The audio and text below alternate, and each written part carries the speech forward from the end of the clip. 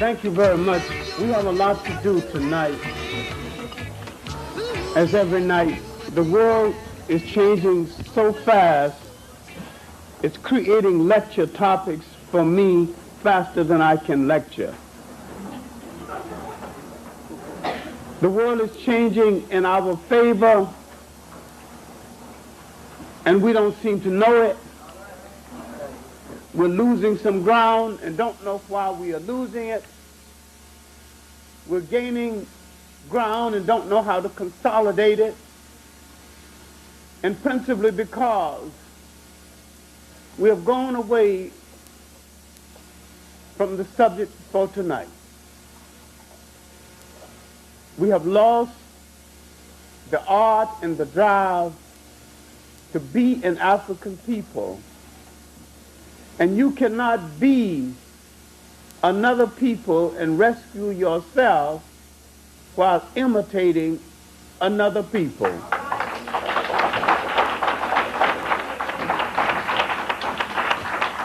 You have to understand what happened to you as you entered what Professor Van Sertima refers to as the 500-year room.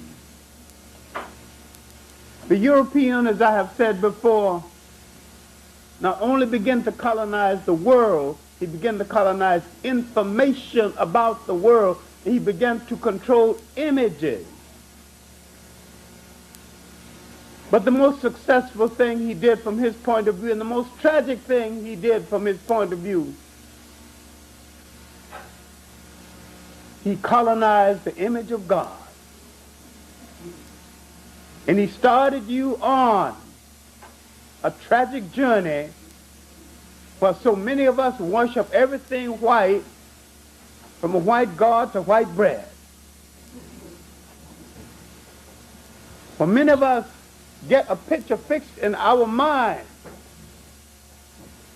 where we worship white Jesuses over the weekend and plead to a white boss for economic survival the rest of the week, and wonder why we lack respect for our black father, our black lover, our black uncle.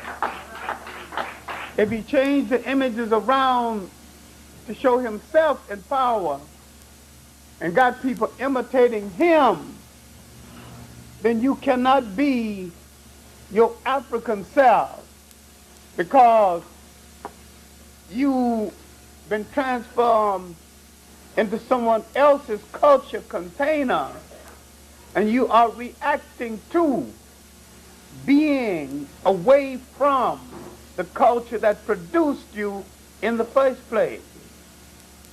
And you don't look back enough in Africa to understand that there were no rape cases in Africa,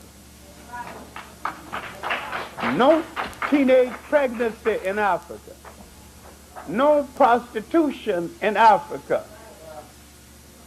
and no Africans worshiping a God that the Africans did not sanction. The spirit of a people is reflected in their approach to salvation through a deity of their choosing. I am not talking about changing God. I'm talking about changing God concepts, changing approaches. If you go to Japan and look at Buddha, he's Japanese. Indonesia, he's Indonesian. China, he's Chinese. They're all Buddhists. But Buddha looks like the local people in each case. All right, now, let me seem to be talking away from the subject for a few minutes. Let's look at the case in China. Let's look at the case of the Chinese attack on African students, calling them black devils. Then let's look at the case of the Chinese students confronting their own government and demanding democracy without understanding they got more democracy than the people they're imitating. Creating statutes of liberty, imitations of the Statue of Liberty, and quoting Abraham Lincoln, who was a racist, assuming that there's some democracy here, without understanding how the nation was fashioned in this country for free white Protestant males, middle class and up, those who agreed with the prevailing political status quo and who owned property. When they said liberty and justice for all, that was the all. They didn't even mean white women. So if someone's going to turn to America as their inspiration for democracy, they're turning to a bad example. On our way over, Reverend Brown and I were discussing just democracy, and he picked out the case of the Chinese troops. The Chinese troops hadn't shot anybody. And some of them, refused to hurt these kids. That's their cousins and their uncles and their nephews. They got some humanity. Over here, they knocked the living hell out of you. A state trooper would take the butt of his gun and make you wish you'd never been born. And he don't care about you being his cousin. He said, get the hell out of this pocket. You gonna get out of there. You put a bayonet in your behind. They got more democracy in China than they will ever have over here. Now, are these people crazy? Have they read their own literature? Confucius had more to say about democracy and humanity and manhood and womanhood than Thomas Jefferson. Let them go back to their own writers. And when a people lose themselves and become so enthusiastic about things that belong to other people, they become the captives of those other people. And the Chinese are forgetting something. Not too many years ago, there was a foreign settlement in China, in Shanghai. The Chinese couldn't even touch a foreigner. The foreigners had their own police force, their own courts. There were hotels in Shanghai where the only Chinese woman who could go into the hotels, the cleaning woman and a whore. And there were signs on the hotels saying Chinese and dogs not allowed. What in the hell do they think they're talking about? They want American-style democracy. I don't want American-style democracy. I would trade for theirs with all its drawbacks. I would take any kind of democracy if it's honest. And this is the trap we're getting ourselves into. We think we can buy a piece of somebody else's pie. We don't know the cook who baked the pie. And we don't know the pie may be poison. Bake your own pie. Design your own government. Look at Africa. There's not a single African government in all Africa, and this is why the African Revolution went wrong. Not a single African government dared to come into being using African methodology, using an African system of government. Going back into African history and seeing the African democratic form. Now let's go back and pick up an example. During the reign in ancient Ghana of a king called Tenkabenin, the lowest person in the kingdom could petition his king. He would petition through the council And the council was duty bound to take his complaint to the king. And if enough people of his status complained about the king, the council had to recommend the abdication of the king. And the king couldn't do about it. Couldn't do nothing about it. This is a monarchy, and yet it was democratic. And this is why Ten Comedian was known as the king who rode out twice a day, every day. He would ride out among his people and administer justice. And anybody who wanted to talk to the king could approach the king, and did not have to move from his presence until he was sure that justice had been done in his case. And he would ride out again in the evening in splendid regalia, dogs with gold collars, horses dressed better than the then kings of Europe, men of the mat, men with silk and brocade mats, just in case the horse want to take a nap, to lay down the mat so the horse can rest a while. Splendor at its best, controlling the gold country, fabulously rich, and the people shared in the riches. The assumption is that a monarchy cannot also be democratic. When we go back and look at these African farms, we don't need to turn to the West for democratic farms. We had these farms. And we had communal living before someone invented communism. We had social living before someone invented socialism. But when it's coming from Europe, because of our European fascination, we think it has to be good because it came from them. We have not looked deeply at what was taken from us, because we have not looked at the great river civilizations of Africa.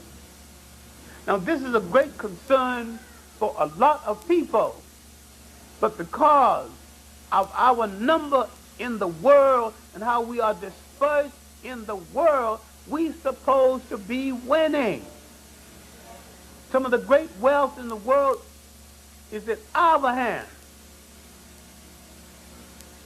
98% of the gold, the gem diamonds, comes out of Africa.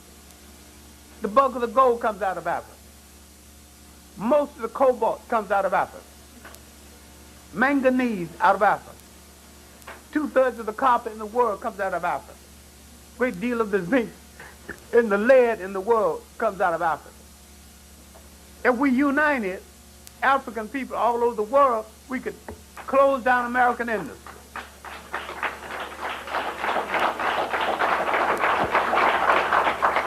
And if we develop a good agriculture as we had before, our people could be fed indefinitely, and we could eat indefinitely, and we could go to school indefinitely, and say that if you don't want to pay my price for my goods, then I'll keep it. And they tell you, eat it. They say, we don't have to eat it. We got corn. We got pigs. We got everything. We got cattle. We got sheep. We got goats. Our people going to eat whether we sell it or not. We're like a person in a card game who's got all the high cards and failed to put the cards down. All right. Someone has sent me a book that they've been working on a number of years. I didn't think he'd quite bring it off. It's called Why We Lose. Jake Beeson of Minnesota, Indiana. He has addressed himself to the question, but inasmuch there's so many of us in the world, so strategically located, why are we losing? And why are smaller people winning? And why are we losing in the face of that? And we need to ask some critical questions. With all the things in our hands, with all the resources that can be made available to us, why are we losing? I think we're looking at ourselves in the wrong way. And we're asking the wrong things from each other. Farrakhan wants a separate state in Africa. I say, please, no. We don't need another Liberia. A sick nation where black Americans and Caribbeans went. They say that they're going to civilize their heathen brothers. We don't need no condescending attitude toward Africans abroad and Africans in Africa. If we return to Africa, we will return and walk the same street with the Africans, go to the same school, fight the same battles, and cry over the same defeat. No separation between African people and African people any place in the world. It's not needed. And if you think you're going to have a separate state in the United States, you're dreaming, because no white people are going to move aside and give you no state. You can have a multiplicity of miniature states. Your community, you can make your community into a miniature state. And there are places in the rural South where most of the county is black. You can gain control of that county, gain control of these small cities. Now there are places where we can have a high degree of sovereignty, where we can practice for the kind of skills that we will take out to Africa. But the whole separate state concept is impractical. We have to stop dissipating so much energy on impractical projects. Pare ourselves down to what is realizable. Now, before going back to the question, can we be an African people again, let's define what an African people are, what they are, and let's define what happened to the Africanness of African people. And let's look at to what extent are we still an African people and don't seem to know it. Living in rural Alabama, in Georgia, and traveling in Africa, I've seen identical traits. I've seen cultural manifestations no different from one place than the other. And if you tell the black American he's doing something African, he want to hit you. And yet, through genetic transference, he still maintains so much that is Africa. What sustained Africa those many years before the foreigner? What did he create within himself that he had a society where he not only had no jails, but no word in his vocabulary that meant jail? He created a system where man's function was to bring people in harmony with nature. There's some aspects of it that may work for them, but our concept of consensus in talking that the Europeans call palaver, African parliament, that proceeds. We need to look at that again.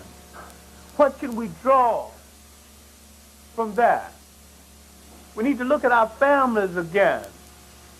And I need to look at my own family, and when there was debates and my great-grandmother was alive, and finally she would listen to the debates, and then she would render an opinion based on it. If there was any dispute, all she had to do was to stand up and tap her cane on the floor, which means the court is over, the decision is in, no further conversation. She had said the wisest thing. She'd given it all kind of thought. She sat there and listened patiently to everybody's argument. She'd analyze the argument and reach a decision. And that was our Supreme Court. And she was nearly always right. She was one of the great loves of my life, because anytime anybody wanted to punish me, she would say, send the boy to me. And I start laughing inside. 108 years old, how hard can she hit? Felt more like hugging to me.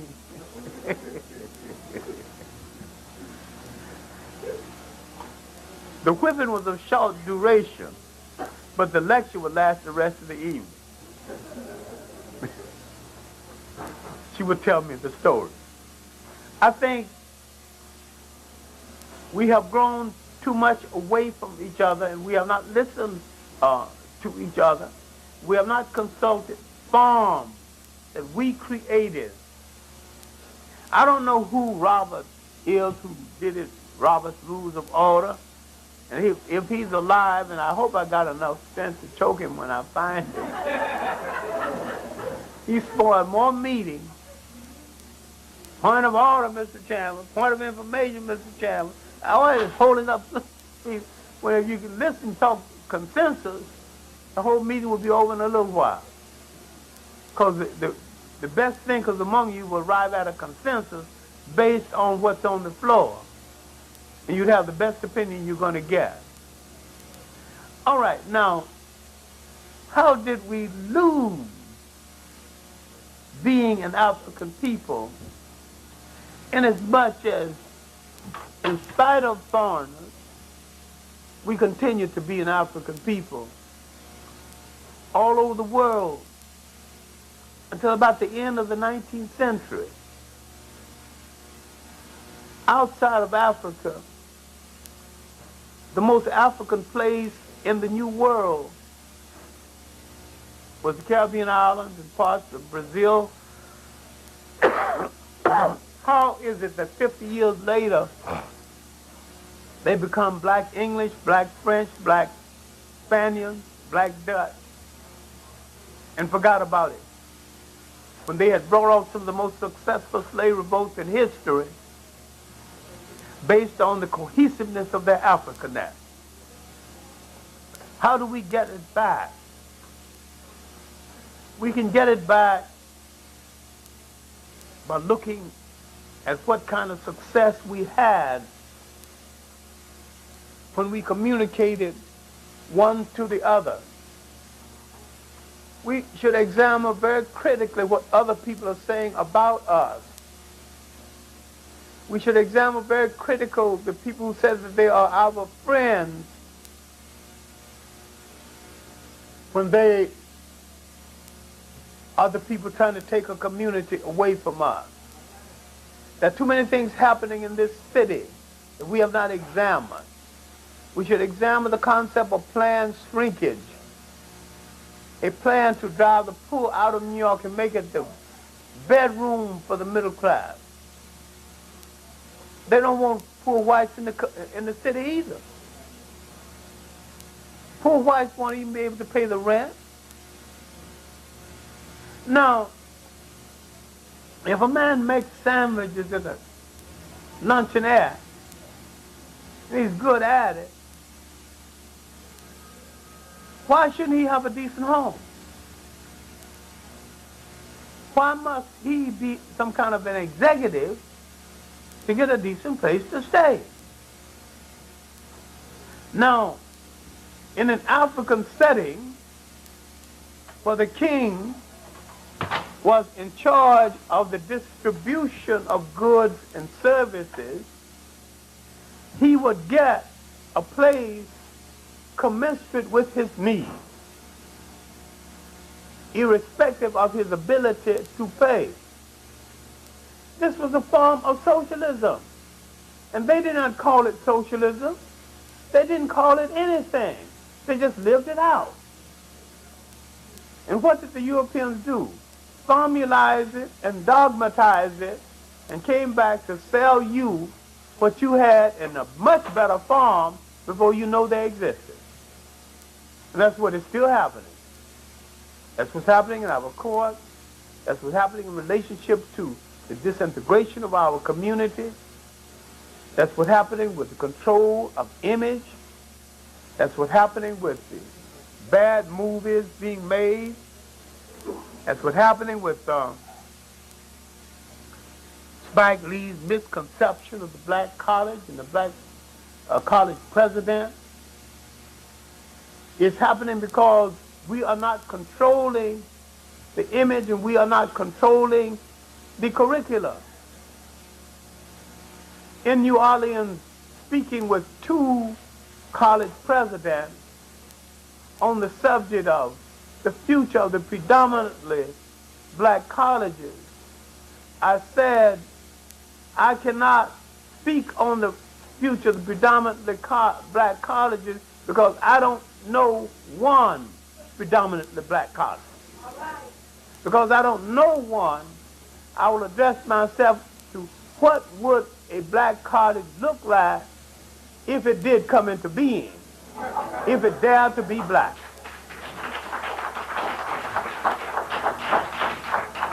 What kind of curricula would it have? It would have what the students at Howard University were demanding, an Afrocentric curricula. It's a contradiction in terms for students at Howard to demand an Afrocentric curricula at a black school, because at a black school, that's the only kind of curricula you should have.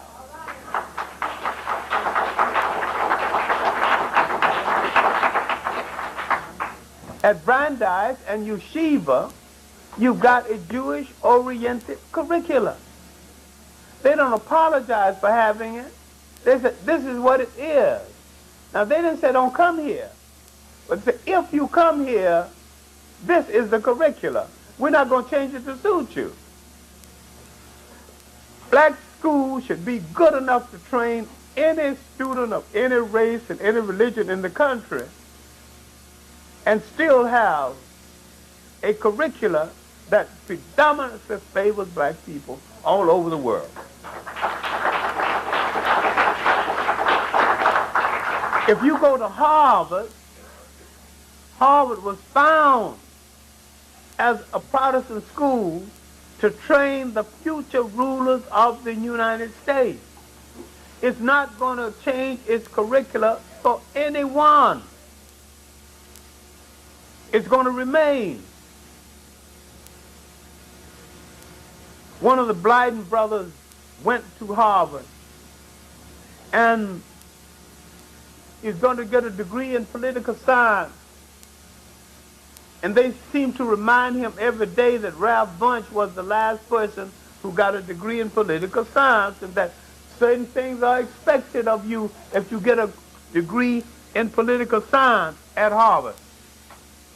And so they set him down his committee, and he thought that because three of the members of the committee was his personal friends, that he had it made.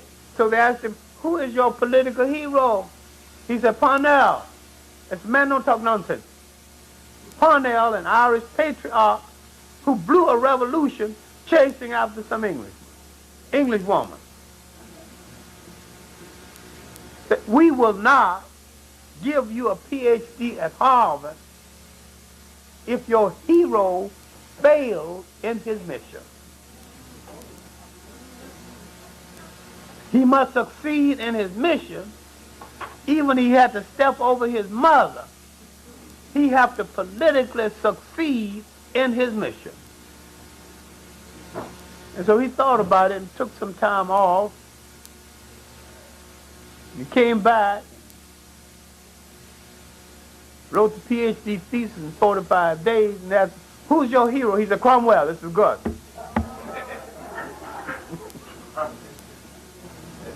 Cromwell chopped off a few heads here and there, killed the king, but he succeeded. He held England together. Had to spill a little blood here and there, but he didn't fail. He wanted business in England, so the Jews had been expelled from England. He brought them back. Now this was a lesson is that Harvard is set up to train people whose focal point and whose hero worshiping must be focused on people who succeeded no matter how, and not dreamers who dreamed the dream and got stalled and blew the deal chasing after a lady.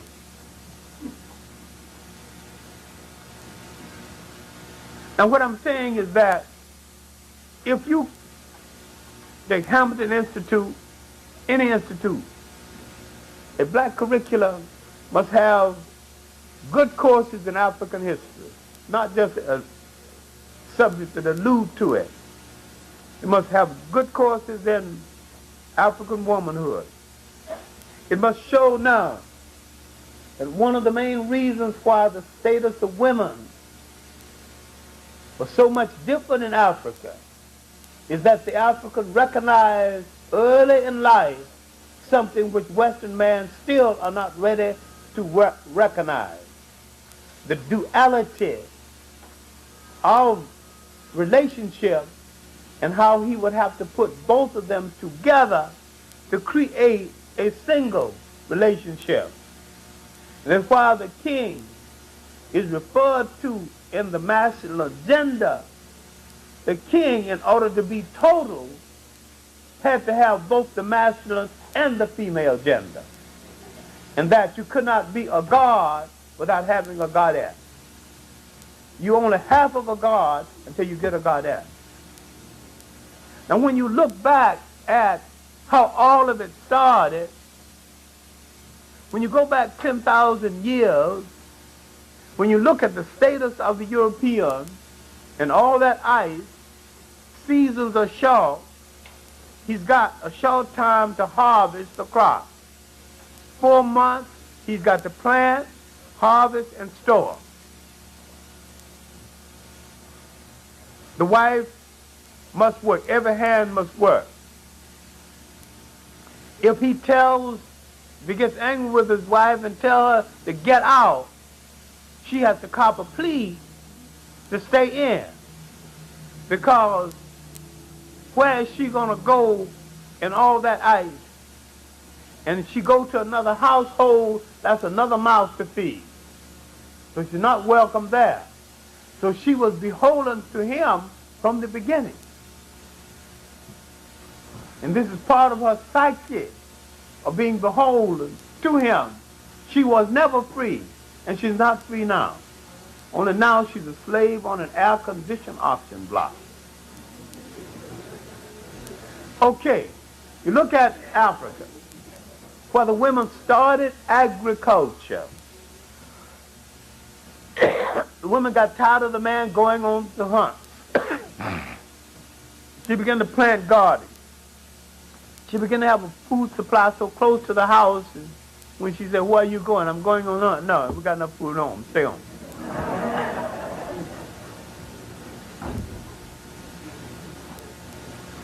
The forest was a drugstore. If you get ill, she can go into the forest and find some plant that will cure him. She prepared the food. She took care of the children. And when you married her, you didn't marry an individual. You married a dynasty.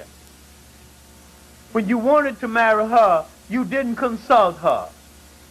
You consulted the head of her family, who called a council of the uncles. Then the females called a council.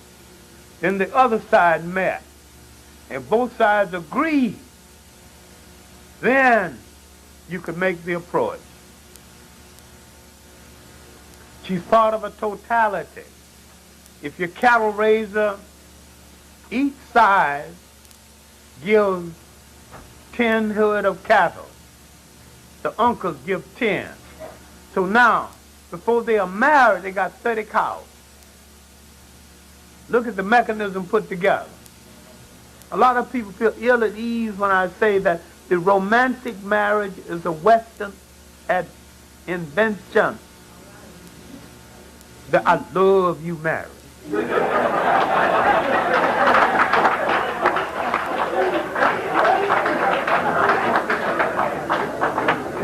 It lasts through the season. Sometimes it lasts through the summer. It may be gone by the winter. I'm talking about I respect you marriage. When you're putting together two families, sometimes two villages are coming together. Now suppose he get a knock on the head and get a little foolish and tell her to get out. She'd look at him like a fool and say, who's going to prepare your food? Who's going to take care of your children?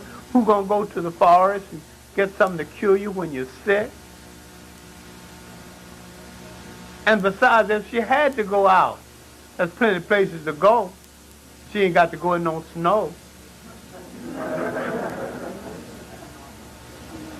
You see the independence from the beginning? And the independence did not mean dominance. It did not mean what white women live think it means. It did not mean what you are foolish enough to think it means. It did not mean that you got to declare war on him. The line came down through her side of the family. Matrilineal.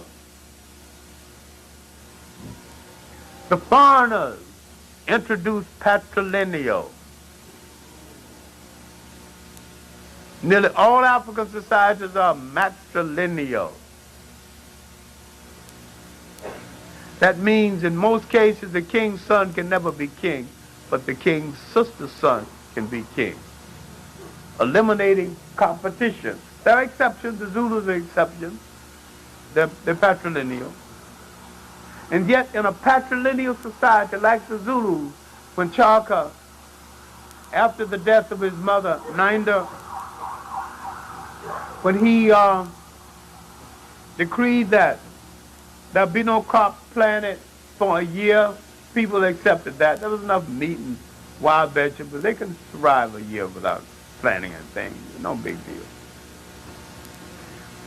15,000 men to guard the mother's grave for a year. No problem. So they go and guard the grave. Then he said, no, he maimed the cows so that they could mourn for the passing of his mother. Nobody complained. Then he said, no cohabitation for a year. The old ladies came together, said that our king is crazy. He has outlawed life itself. We cannot continue as a people if he's going to stop this activity. This item will not be so important except that I'm showing you that in a patrilineal society where that is male-oriented, the female council had enough power to order the death of the ceremonial death of the king. Before he goes up to the moon, he's going to communicate with the gods and the spirits to give him the sign. If he don't get the sign, he ain't going. Is it all right with his God? Is it all right with his spirituality?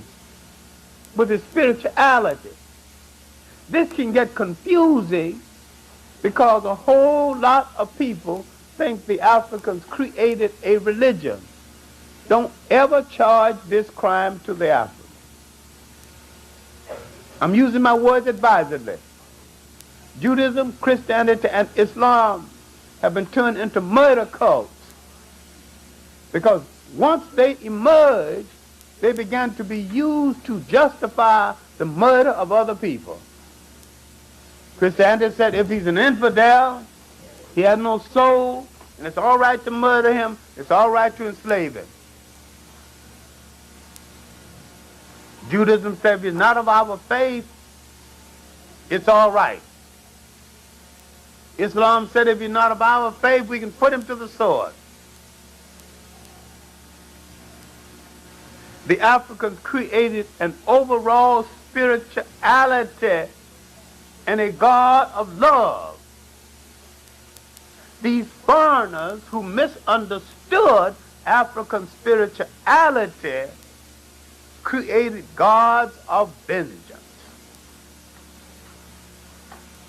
and created what I call a carbon copy of African spirituality.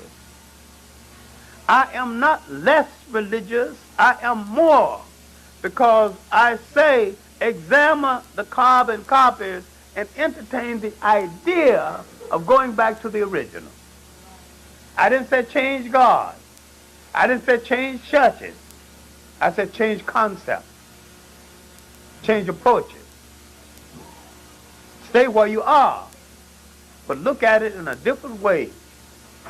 Because the Africans created an overall spirituality where all life was under God, was a manifestation of God. And he did not have a weekend religion. He had a religion that was operational on his life every single day of the week. He did not have to build a temple with a whole massive space for praying, because he could pray anywhere. Akhenaten, who is accused of giving the world monotheism, and that's not true, and the Jews who said they gave the world monotheism, and that's not true. Monotheism, the concept of the oneness of God, was here all along. Akhenaten never said he gave the world monotheism. All Akhenaten did was to deal with the corrupt priesthood of his day that was restricting the movement of people based on the fact that if you go in a certain area, you're not under the protection of God. Because I'm the one that controls the message to God. All Akhenaten said that God was omnipresent. God was omnipotent. God was everywhere. God was in the wind. If you want to pray, pray to the wind. God was in the tree. God was in a lowly cockroach. But most important, God was in you. You look inside of yourself. Now, if you look at what the Africans gave the world, and if you read W.E.B. Du Bois and James Baldwin, you will find essays on the duality of American blacks. Two souls in one body, two personalities. What the African gave the world is a form of duality. And when we look at duality, the Africans use conflict to solve conflict. He used conflict to horn one conflict against the other and to arrive at a synthesis between the two conflicts.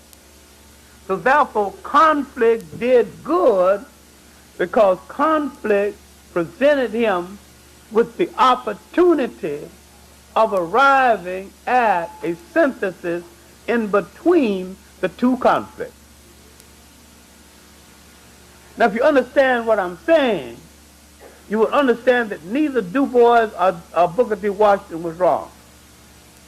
And yet, the difference of opinion between Du Bois and Booker T. Washington gave us the opportunity to analyze both of them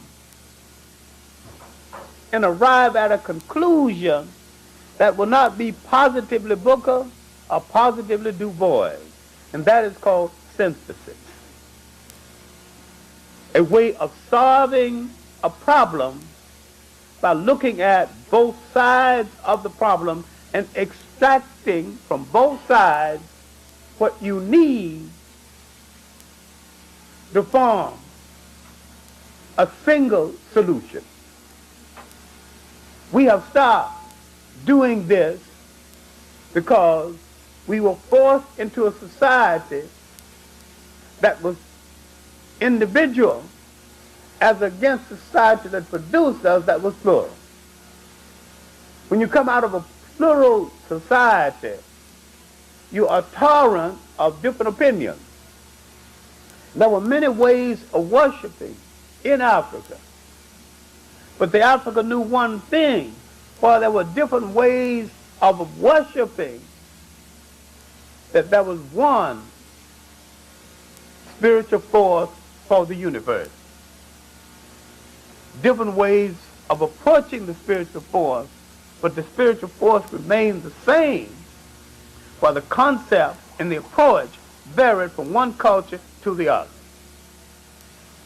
Now, Western man thinks this is a conflict, and it is not a conflict. If we were ever African people again, we would understand that, and we would understand that you cannot lift an African people with the slave master's concept of a religion that was created out of your spirituality in the first place.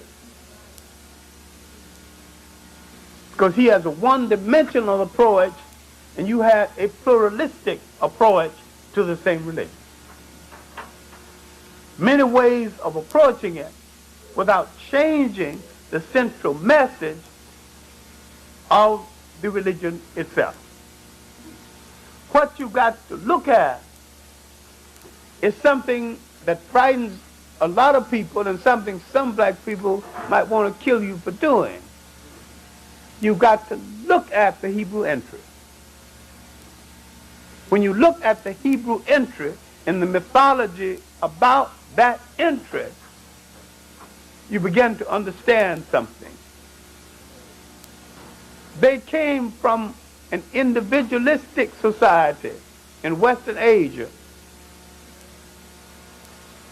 They began to copy and individualize African folklore and to project it through their own understanding of culture as against the African understanding. And not knowing African rule of morality, they began to violate these rules, and the African, with his customary kindness towards strangers, did not punish them for violating the rules. Because at this time, they began to violate women without any punishment and without any marriage. They began to produce. Now this is the historical origins of black teenage pregnancy. The farm. When I delivered a talk on it and didn't take the brothers to task, the ladies who invited me got a little angry. Now the brothers got a proper share of blame, but I wasn't discussing the present. I was discussing the historical origins. The foreign entry who did not understand the culture of Africa and had the Africans expel the foreigners for violating his rules. It would have been better, but the African looked with some kind of toleration because the foreigner did not understand the rules, not knowing that the foreigner's children would start conflict between African and African that would last for 3,000 years and is not settled to this day. Once we understand how the mulatto problem almost destroyed the Haitian Revolution,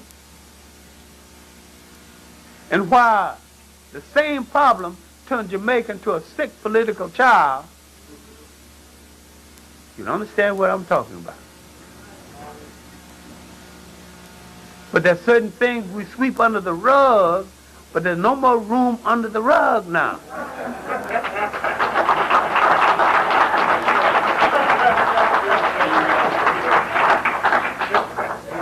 Now we're going to have to turn back the rug and deal with it.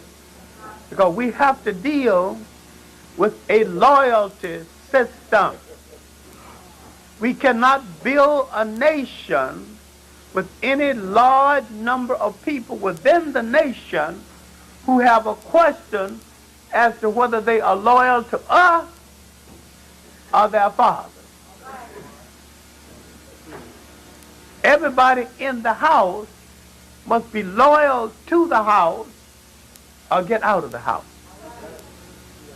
Because this is a time of great emergency when our very existence is at stake.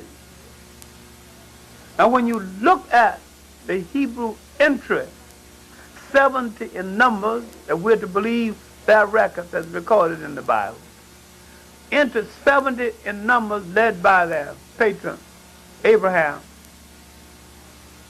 leaves 600,000 in number,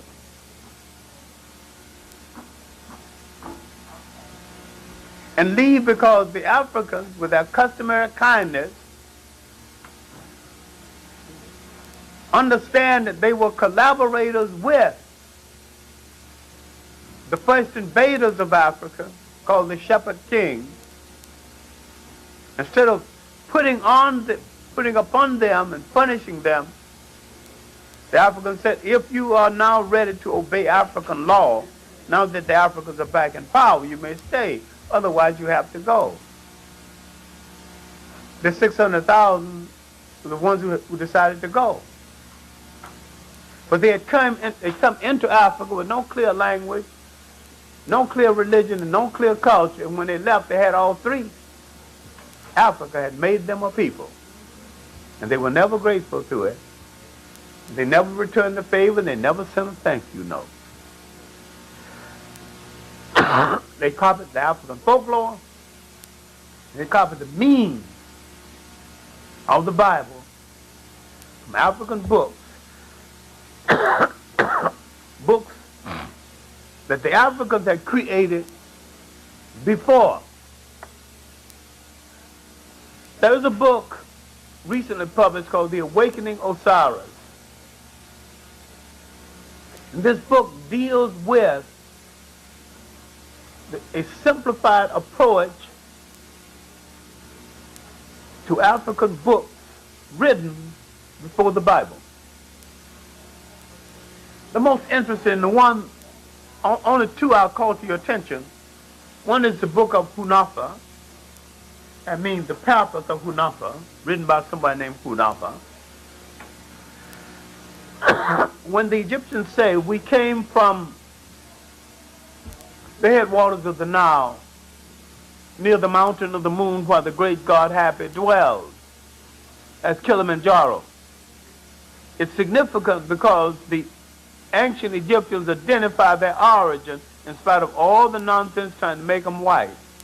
They said in their literature where they came from. There's a whole library of books to prove it. This is why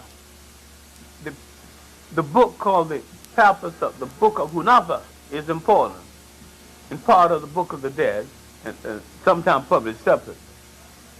But there's another book we need to look at. That's the book of Kananu. Because there was a man, Kananu. I remember Asa Hilliard calling this to our attention. There was another man who thought they could get some money from him. And so Kananu was on his way to sell his products, farm products. So this man put his clothing down across the road. If Kananu went around the clothes, you have to go through the man's cornfield so he could sue him for going through his cornfield. And if he went over the clothes, he would sue him for messing up his clothes. So Kananu went before the court and started defending himself. He defended himself so well, saying what the king's supposed to do, what the council's supposed to do, his rights as a human being, how he was wrong. And finally they told the king said, keep him talking and write it down. Because he was laying down a law for the country by saying what the country should be doing. He was laying down a law better than the country had. And so they took his ranting and made it into law. This is the significance of a common man on his way to market and someone trying to find a way to do him in, and he goes before the court and pleads his case. And his plea becomes part of the law of that day. These are the books that came long before the Bible. I am not saying you need not read the Bible. I'm saying except for these books, there would have been no Bible.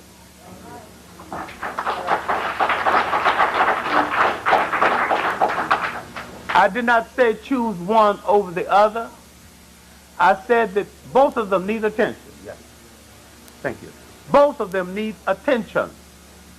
And you need to pay attention to African problems of problem solving before something called European civil law entered that did not understand African methodology of problem solving. All right. The problem in Africa today in every single country is that you do not have in administration in Africa a single African country.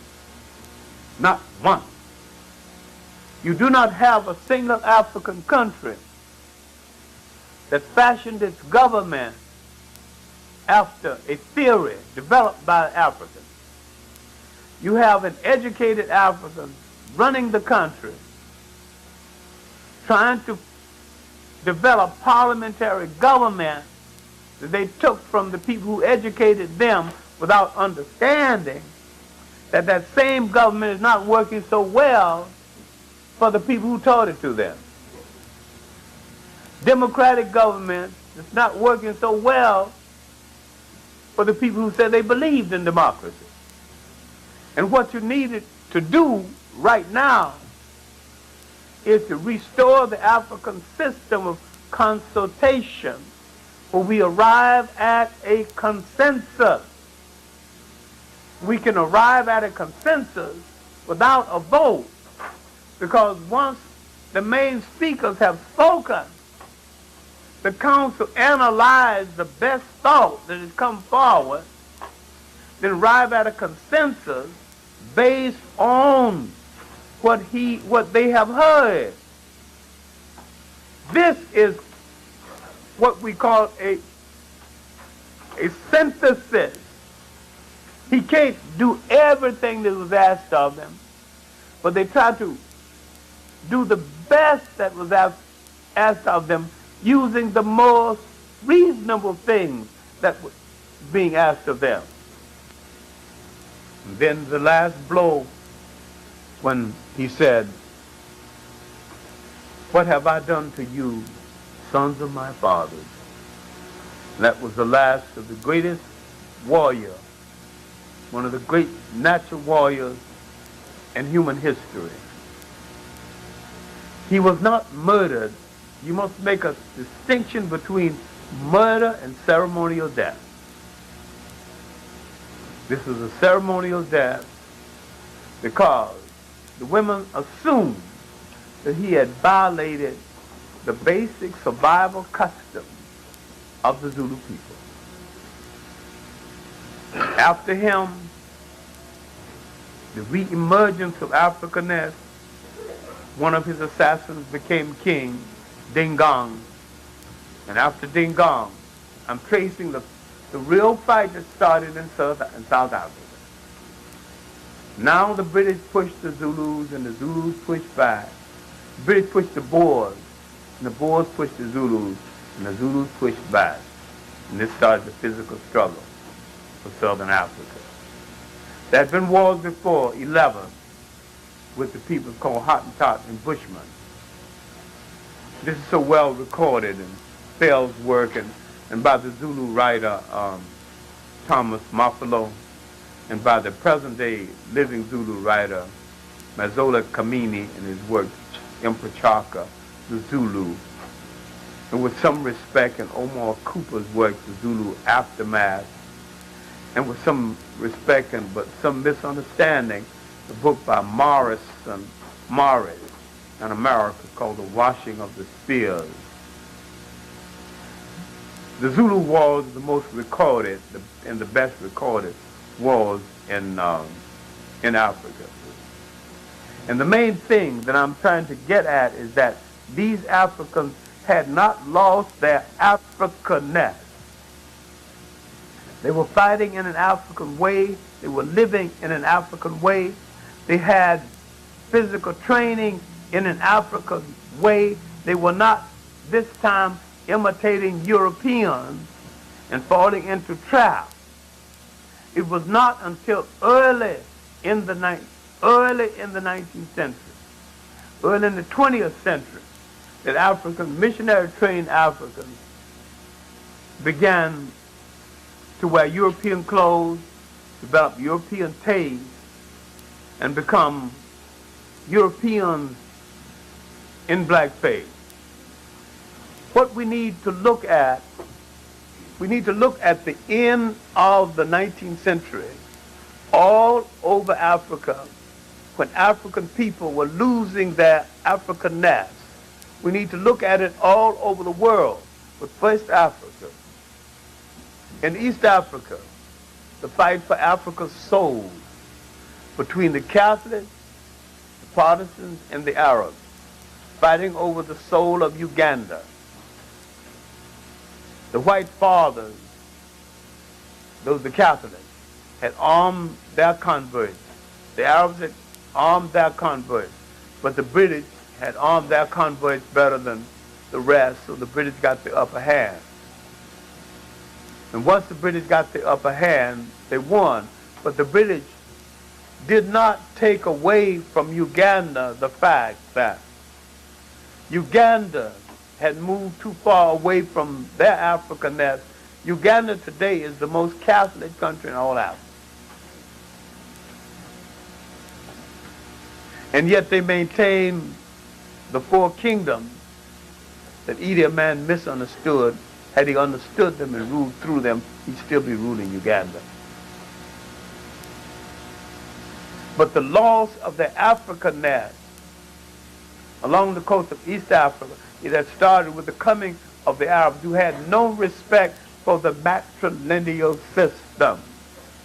And if you travel in Africa, in West Africa and East Africa, notice that in East Africa, the men are mostly in charge of the marketplace.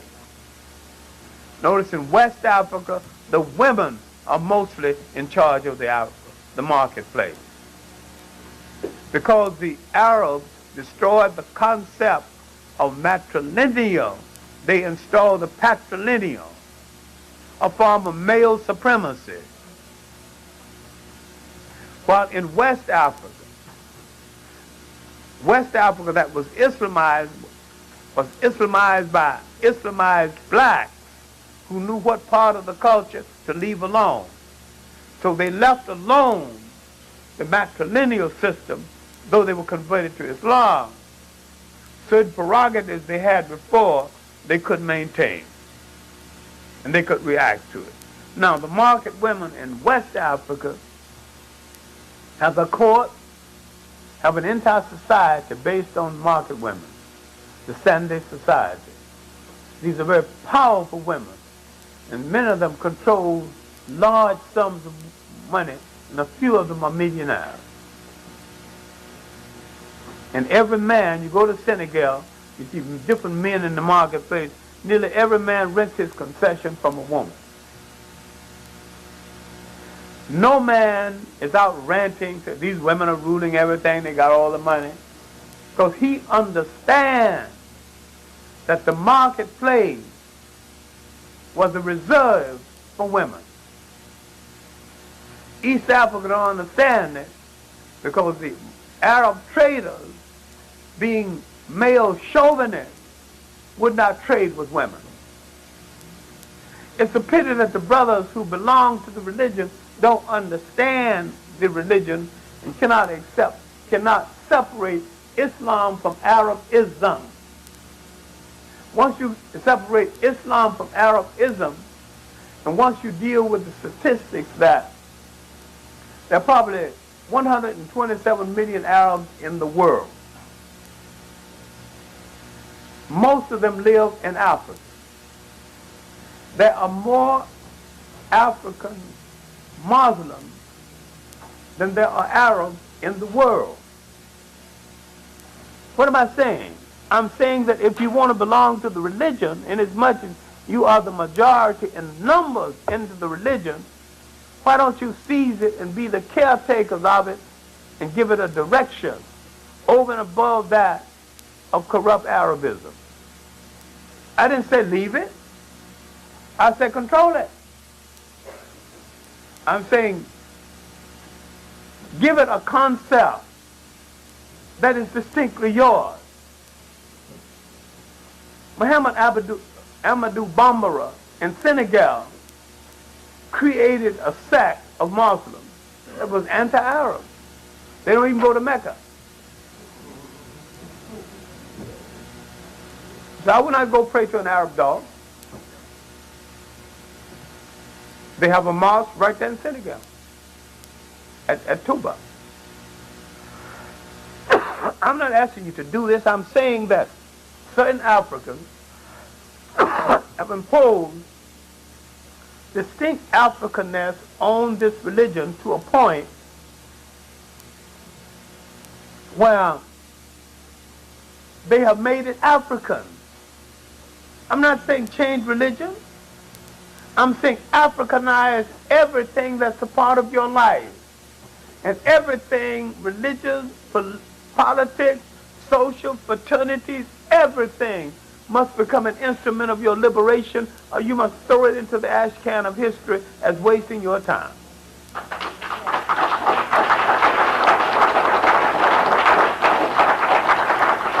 All people convert organizations into instruments of their liberation. While we out-poke the Pope and out-Muhammad,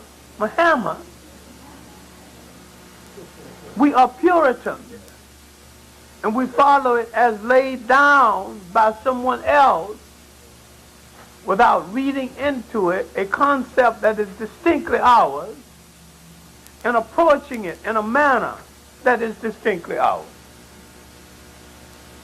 As we look toward the 21st century, we don't have much time to waste.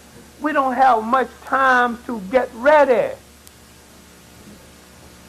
If we're going to be an African people, we can't be dreaming all the time. If we need to stop talking about apartheid until we train some people to take over South Africa. I mean, don't tell me about apartheid. How many diamond cutters have you trained? How many mining engineers do you have? So you take over South Africa right now, all you have to do is turn it back over to white folks to rule. They mastered the mechanics of getting the stuff out of the ground. And you could have done that. How many students do we have at the Colorado School of Mines? We built airports for people in the United States. You mean to tell me we can't build an airport in Africa? The blacks in charge of the harbor in New Orleans and in Newport News. You mean to tell me we can't go to Africa and be in charge of the harbor? I'm saying that to be African again is that Africa and Africa outside of Africa must draw on the strength and the talent of African people all over the world. We must have a pan-African agenda that goes beyond what religion you belong to and what fraternity and sorority you belong to.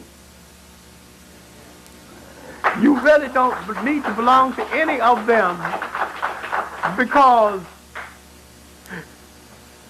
the Greeks had no fraternities and sororities before they came in touch with Africa's secret societies.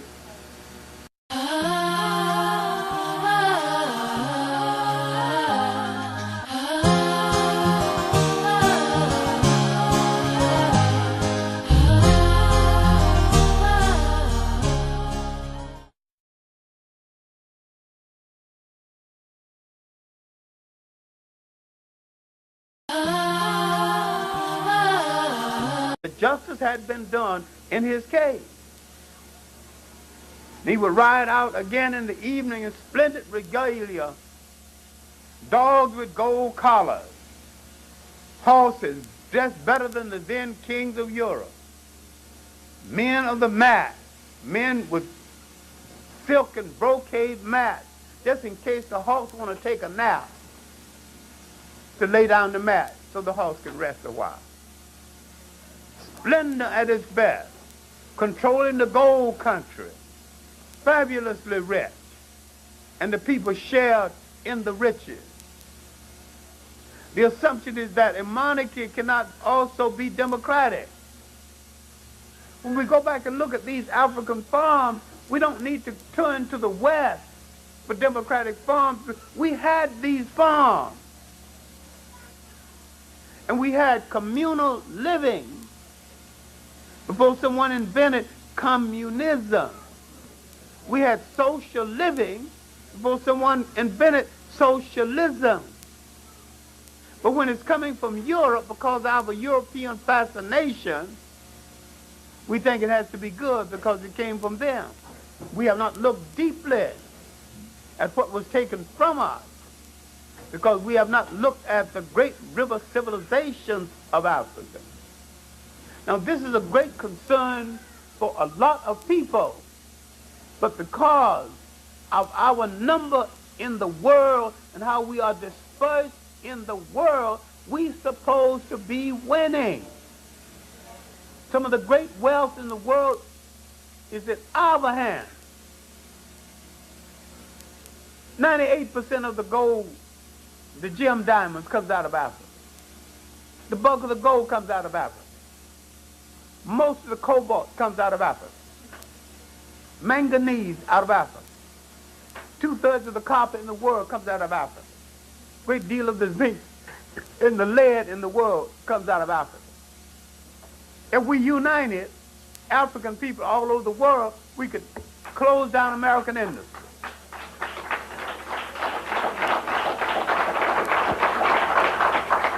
And if we develop a good agriculture as we had before, our people could be fed indefinitely, and we could eat indefinitely, and we could go to school indefinitely, and say that if you don't want to pay my price for my goods, then I'll keep it. And they tell you, eat it.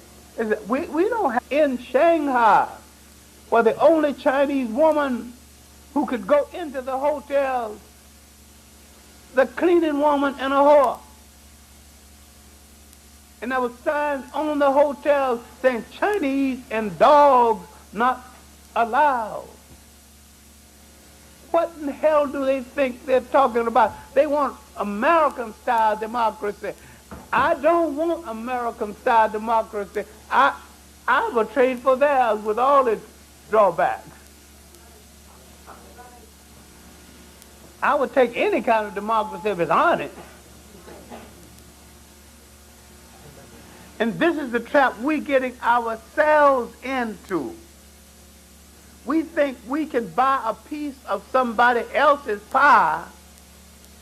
We don't know the cook who baked the pie. And we don't know the pie may be poison. Bake your own pie. Design your own government. Look at Africa. There's not a single African government in all Africa, and this is why the African Revolution went wrong. Not a single African government dared to come into being using African methodology, using an African system of government. Going back into African history and seeing the African democratic forms. Now let's go back and pick up an example. During the reign in ancient Ghana of a king called Tenkabenin, the lowest person in the kingdom could petition his king. He would petition through the council, and the council was duty bound to take his complaint to the king. And if enough people of his status complained about the king, the council had to recommend the abdication of the king. And the king couldn't do about it. Could do nothing about it. This is a monarchy, and yet it was democratic. And this is why Ten Commandments was known as the king who rode out twice a day, every day. He would ride out among his people and administer justice. And anybody who wanted to talk to the king could approach the king and did not have to move from his presence until he was sure that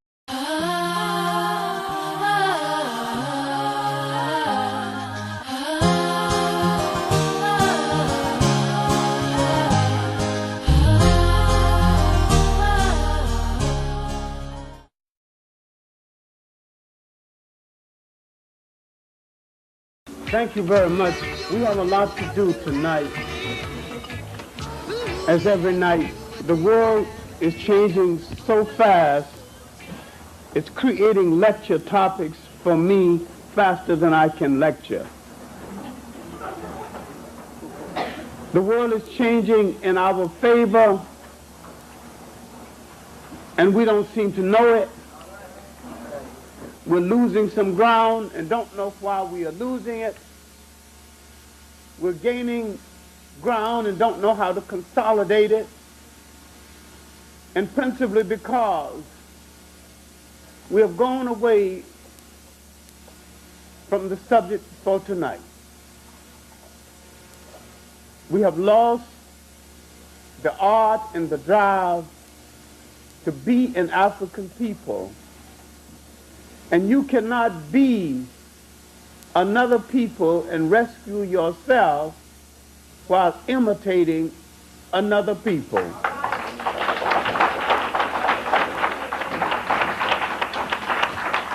You have to understand what happened to you as you entered what Professor Van Sertima refers to as the 500-year room. The European, as I have said before, not only began to colonize the world, he began to colonize information about the world, and he began to control images. But the most successful thing he did from his point of view, and the most tragic thing he did from his point of view, he colonized the image of God. And he started you on a tragic journey where so many of us worship everything white, from a white God to white bread. For many of us get a picture fixed in our mind, for we worship white Jesuses over the weekend and plead to a white boss for economic survival the rest of the week, imitations of the Statue of Liberty, and quoting Abraham Lincoln, who was a racist, assuming that there's some democracy here, without understanding how the nation was fashioned in this country for free white Protestant males, middle class and up, those who agreed with the prevailing political status quo and who owned property. When they said liberty and justice for all, that was the all. They didn't even mean white women. So if someone's going to turn to America as their inspiration for democracy, they're turning to a bad example. On our way over, Reverend Brown and I were discussing just democracy, and he picked out the case of the Chinese troops. The Chinese troops hadn't shot anybody. And some of them, you know, refused to hurt these kids. That's their cousins and their uncles and their nephews. They got some humanity. Over here, they knocked the living hell out of you. A state trooper would take the butt of his gun and make you wish you'd never been born. And he don't care about you being his cousin. He said, get the hell out of this pocket. You gonna get out of there. You put a bayonet in your behind. They got more democracy in China than they will ever have over here. Now, are these people crazy? Have they read their own literature? Confucius had more to say about democracy and humanity and manhood and womanhood than Thomas Jefferson. Let them go back to their own writers. And when a people lose themselves and become so enthusiastic about things that belong to other people, they become the captives of those other people. And the Chinese are forgetting something. Not too many years ago, there was a foreign settlement in China, in Shanghai. The Chinese couldn't even touch a foreigner. The foreigners had their own police force, their own courts. There were hotels, and wonder why. We lack respect for our black father, our black lover, our black uncle. If he changed the images around to show himself in power and got people imitating him, then you cannot be your African self, because you've been transformed into someone else's culture container, and you are reacting to being away from the culture that produced you in the first place. And you don't look back enough in Africa to understand that there were no rape cases in Africa, no teenage pregnancy in Africa, no prostitution in Africa, and no Africans worshiping a God that the Africans did not sanction. The spirit of a people is reflected in their approach to salvation through a deity of their choosing. I am not talking about changing God. I'm talking about changing God concepts, changing approaches. If you go to Japan and look at Buddha, he's Japanese. Indonesia, he's Indonesian. China, he's Chinese. They're all Buddhists. But Buddha looks like the local people in each case. All right, now, let me seem to be talking away from the subject for a few minutes. Let's look at the case in China. Let's look at the case of the Chinese attack on African students, calling them black devils. Then let's look at the case of the Chinese students confronting their own government and demanding democracy without understanding they got more democracy than the people they're imitating. Creating statutes of liberty